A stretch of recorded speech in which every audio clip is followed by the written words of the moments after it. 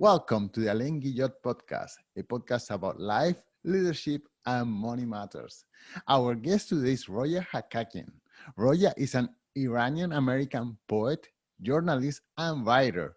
She writes about Iranian issues for publications such as the New York Times, the Washington Post, the Wall Street Journal, Time Magazine, and my favorite, National Public Radio. And today we will speak about her latest book, A Beginner's Guide to America, for the immigrant and the curious. Roya, thank you so much for joining us today. Thank you so much. I am so glad to be in conversation with a fellow immigrant. So, Roya, the first thing that struck me about your book is, first of all, it's not like a practical guide of how to immigrate to America or things to do or not to do. It's mostly like an emotional guide. The kind of what is it, a tempest of emotions that you may feel right from the moment you leave your country to the first instance of contact with immigration officials to the discovery of the badness and the richness of the country. So this is it's great to see all that from the immigrant's point of view. I would like to start this interview by, of course, asking you about your background. You come from Iran. Can you tell us a little bit about your previous life before you decided to come to America? Sure. First of all, I'm so overwhelmed by how you describe the book, the fact that you refer to it as an emotional guide, because it's precisely what I hoped it would be, not just for the immigrant, but for those who meet the immigrant, for those who have to deal with the immigrants. So, wow, exactly. I was born and raised in a Jewish family in Tehran, Iran. And I was a small girl when the Iranian Revolution took place in 1979.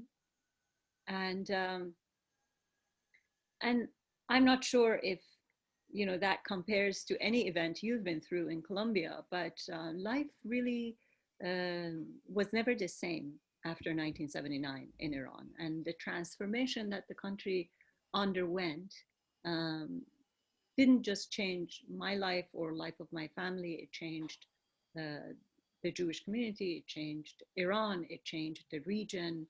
And so several years later, it became very clear that my brothers who were already in the United States couldn't come back because they would have been um, conscripted into the war that was going on between Iran and Iraq, the neighboring country. And so because it became obvious that my three brothers couldn't come back, the next logical step for us was to move to the United States to be with them. And so that's what we eventually did. My mother and I left Iran in 1984. It took about a year, but we arrived in the United States in May of 1985 as refugees. There are a lot of difficulties in the United States about its minority, with its minorities. There is racial discrimination.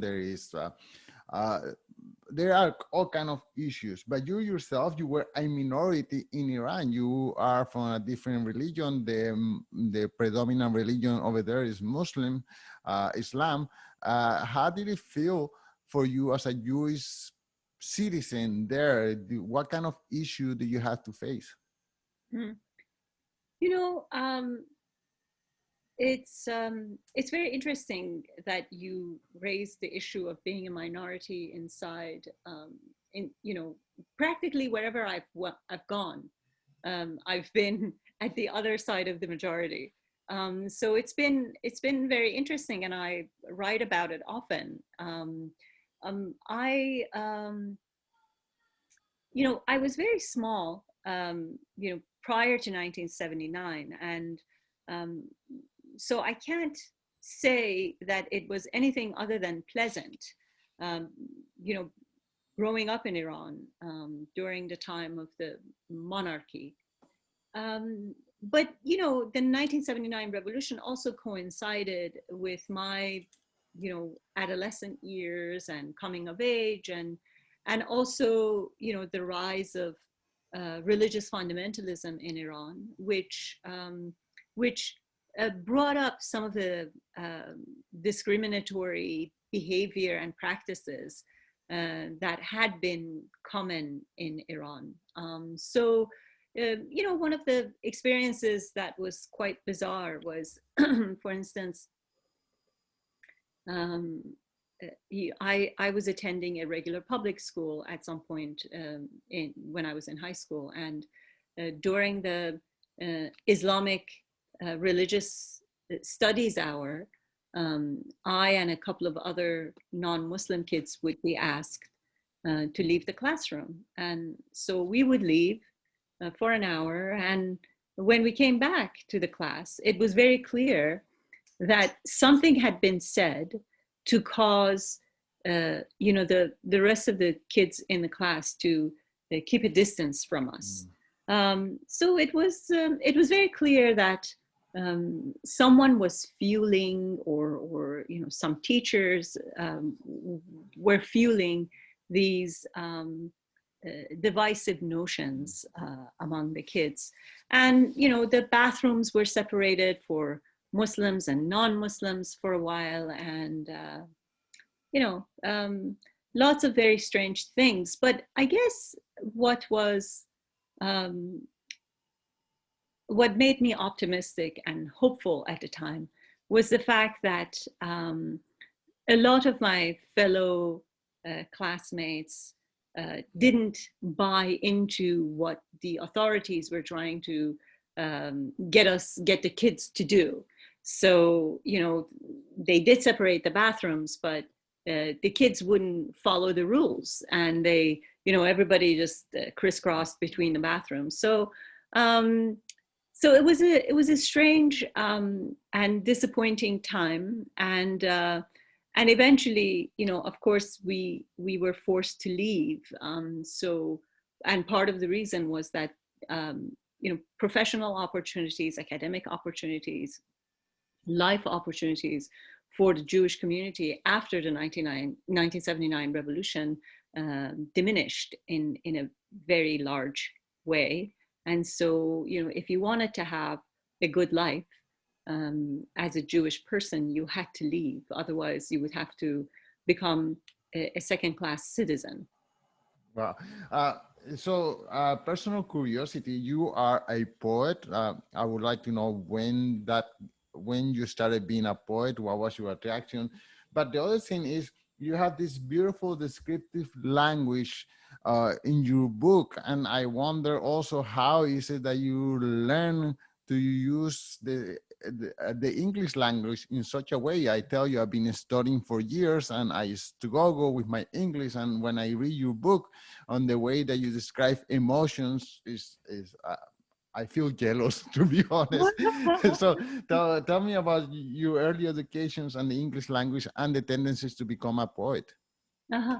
Well, you know, in my memoir, which is the first book I published, I describe watching my father in Iran. You know, whenever he was home, he would go into a corner, and that was when he was, you know, his time of relaxation and fun, you know, and he would be in a corner with a notebook and a pen in his hand, and he would compose poetry.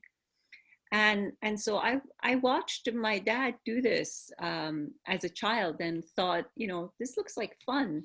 And it's, and you know, writing poetry for an Iranian inside Iran is like playing baseball for an American in America. I mean, it's what we do. It's the national pastime. So you know, I grew up thinking that that I should become a poet. That it was, you know, that I had to do this because, you know, what else is there to do? We all exercise this. And so I began to write when I was very, very young. And then when the revolution came to Iran in 1979, And I was just becoming an adolescent, so you know how uh, you know being an adolescent is already a very tense and emotional time. Multiply that by a very tense and emotional time within the society. I really needed an outlet, and writing poetry became that when I was a teenager. And later on, when I came to America, as you well know, I gave it up. I gave it up because, in my first year in America, every time I opened my mouth, these terrible sounds came out, which I knew were horrible, because I knew what it was like to speak fluently, and I knew that I wasn't speaking fluently, and I hated listening to myself in English. I hated the way I thought it just didn't sound beautiful. So for about a full year, I stopped talking altogether. I mean, there was a moratorium on my opening my mouth for about a year, and I wasn't. I decided to go to college, but study medicine. I thought, I had changed languages. There was no way I could learn this other language in such a way that I could write in it. So I really walked away and washed my hands off until later on, as an undergraduate, I met Allen Ginsberg, who was one of the greatest poets living.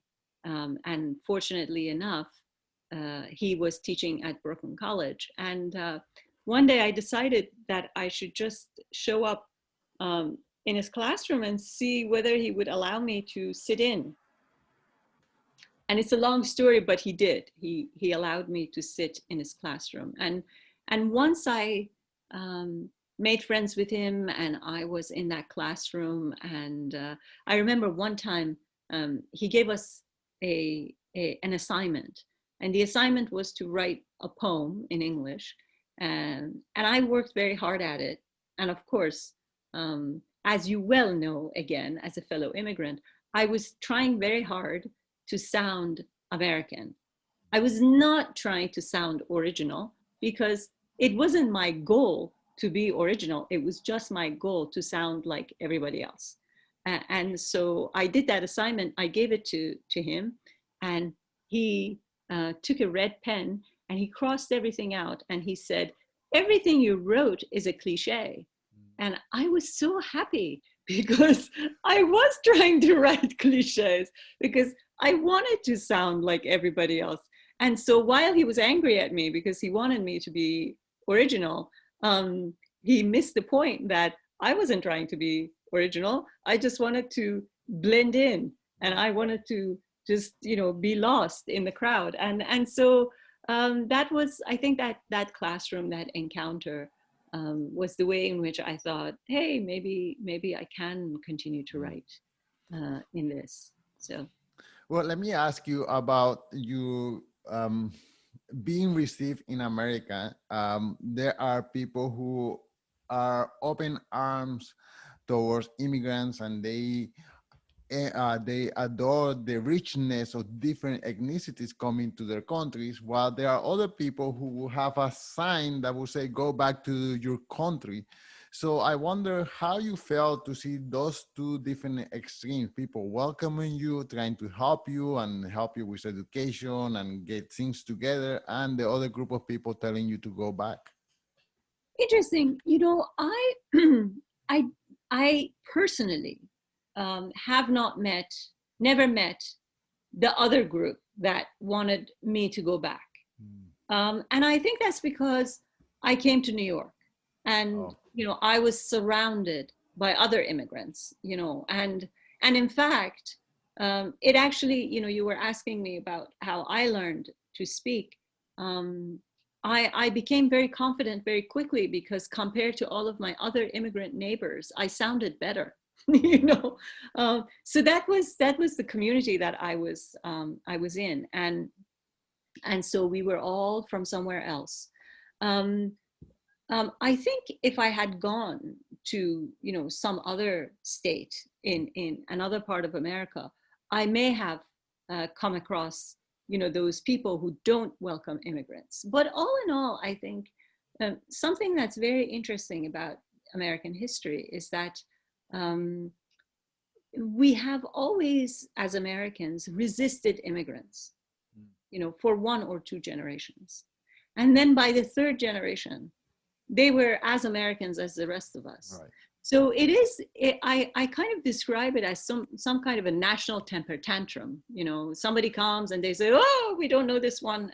And they start to discriminate. And then, you know, then they start tasting their food and dancing to their music and, you know, encountering them in various places and beginning to like them. And that eventually changes. And I think that has been by and large a pattern in America where we have this passing resistance that lingers at first, but then goes away, you know, within a generation or two. Okay, to dip my toe a little bit into political issues, I felt a little bit offended when, let's say, the previous guy said that all Mexicans were rapists and drug dealers. You know, I'm not Mexican, but I identify with the Mexican community because I'm also Latin American. I wonder how you felt when there was a temporary ban against Muslim majority countries. Yeah.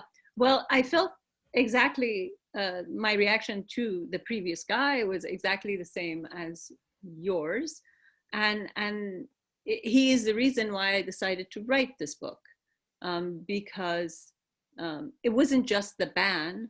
It was also the thing that really got me was when he came and said, "Why don't we take more Norwegians?"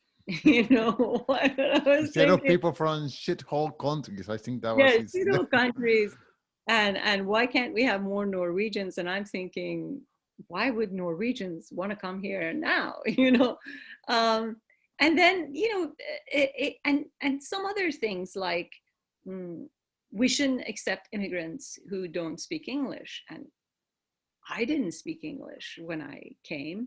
So, you know, the more he spoke, the more I felt like if he had been president when I first arrived, I would not have been allowed inside this country.